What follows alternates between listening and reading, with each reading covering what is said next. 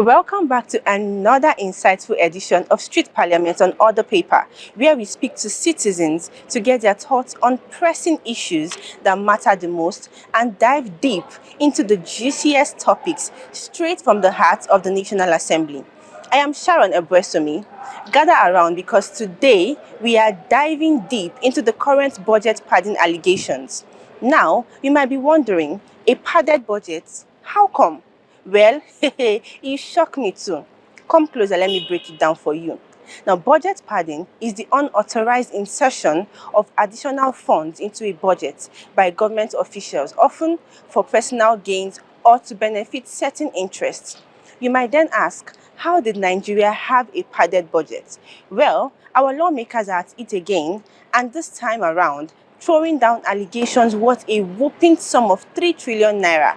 That's a whole lot of zeros.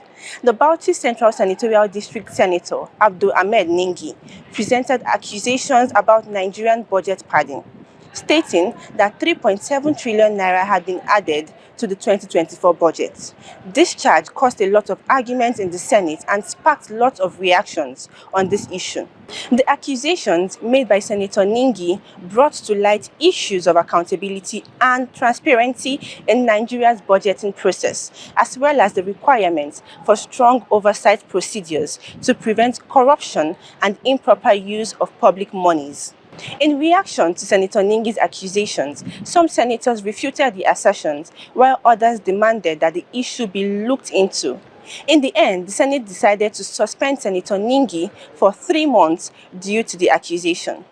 All right, my people, we've dived deep and returned from the soap opera drama at the National Assembly. But right about now, it's time for your own take. We definitely want to know what you think about this advanced issue. Don't be shy, your opinions count, so share your thoughts. Budget padding is an insertion of undesignated funds into an unknown designation. I think that to start with, let's put it in correct perspective. There is nothing called padded budget. I'm sorry to say that it's an opinion of an illiterate, and it's an opinion of somebody who has not been who is not familiar with the provisions of the Constitution of the Federal Republic of Nigeria, 1999, as amended. I hold it that there is nothing like a padded budget. There is nothing called, it's a misconception, it's a misconstruction of a concept. Budget padding, I think in a literal word, it's about some money incited in the budget by the legislature, perhaps for their personal use. In a legal term, it's still an allegation, but I want to commend the distinguished Senator Abdul Ningi for coming out brave to let Nigerians know that really there is budget padding in 2024 budget. Yes, you can see when distinguished Senator Olamileko Adeola, the Senate Committee Chairman on Appropriation, was giving the breakdown of there is also budget for social agency which is not supposed to be, it is statutory. There are a lot of things that we now understand that, yeah, there are a lot of instances that make us to realize that, yes, this man's allegation is real. And I am telling you, I am commending Senator Ningi because he is honest with the people's mandate in this hand. He came out to show us evidence of, yes, there is budget padding. And I am assuring you, yes, we are all seeing it. Well, with all due respect to Senator Ningi, a well-respected parliamentarian who is a former deputy, majority leader in the Senate, I feel that his opinion is jaundiced with respect to him, because he's a seasoned lawmaker. So I don't know whether it was done in good faith or it was done in bad faith, whether those statements or allegations or comments were made in good faith or bad faith. But my point is, what the Constitution empowers the National Assembly to tinker with bills brought by the president. And there is the way a normal bill, maybe a bill to establish the Data Protection Agency, for an example.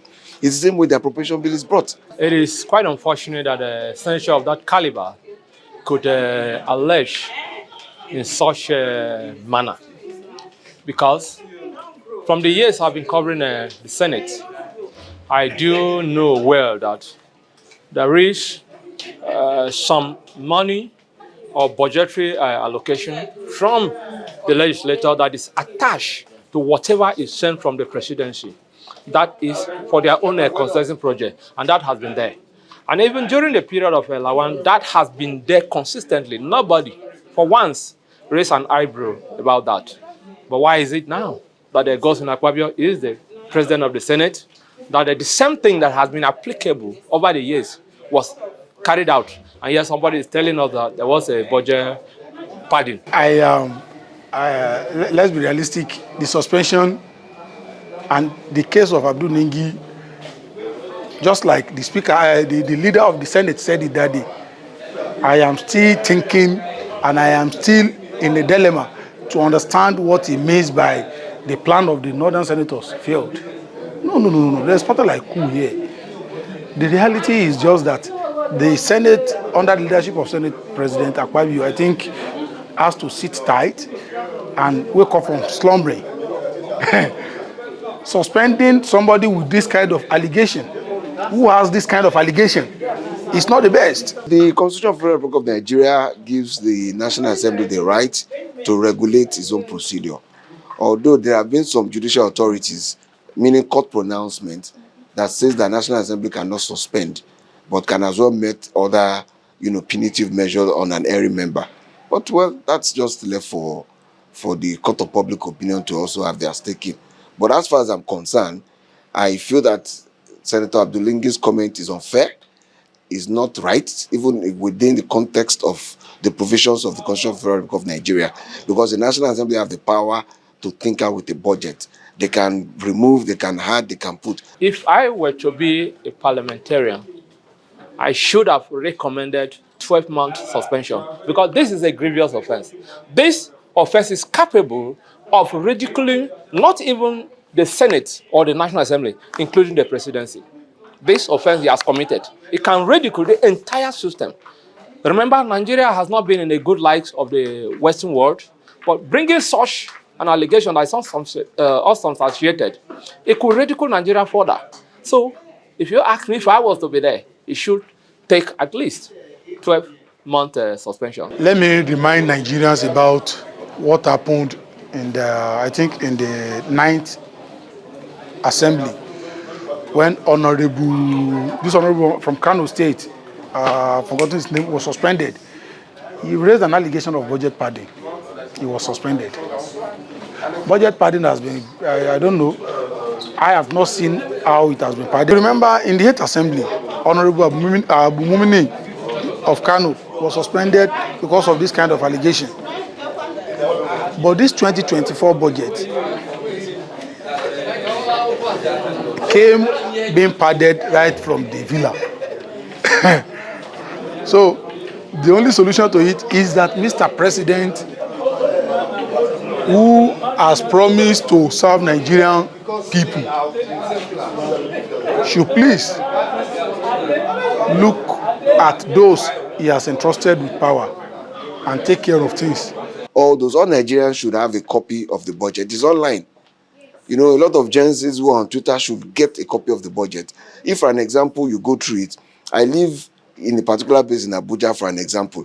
If I see that, okay, there's a line of the budget that says they should do something in my area, at the end of that budget cycle, what is most important to me is, was that thing done? The first thing I need to find out, was money released? Because sometimes there's the difference between appropriation and release of funds. So I will find out, was money released? Who is the contractor? That is what I think Nigerians should be more bothered about. What I think should be done to prevent or to avoid or eschew such further allocation is all of them should work as a unit, as a body. Look at House of Representatives, the same budget passed by the Senate, the same budget passed by the House of Representatives, and nothing happened. That tells you the unity existing in the House of Representatives. And this also will even take me back to a statement made by the Senate leader Senator Michael Okoyemi that it's a kind of action taken by the northern colleagues that if a Southerner is the Senate president, they will look for ways to discredit him so that he will not run his tenure all through. Just like it happened in the first, during President Olusegun Obasanjo, when the East, Okadibo was the president of the Senate. Before you know, about 5 of them runs within a term. But when David Mark took over, he's a northerner, it was perfect. When Saraki, despite the brouhaha, the Olabalu during that moment, he ended it without anything, and Lawal did it 4 good years without any interruption. But because Akpabio is on board, perhaps, like he said, I want to agree with him. Maybe that is why they intend to do it.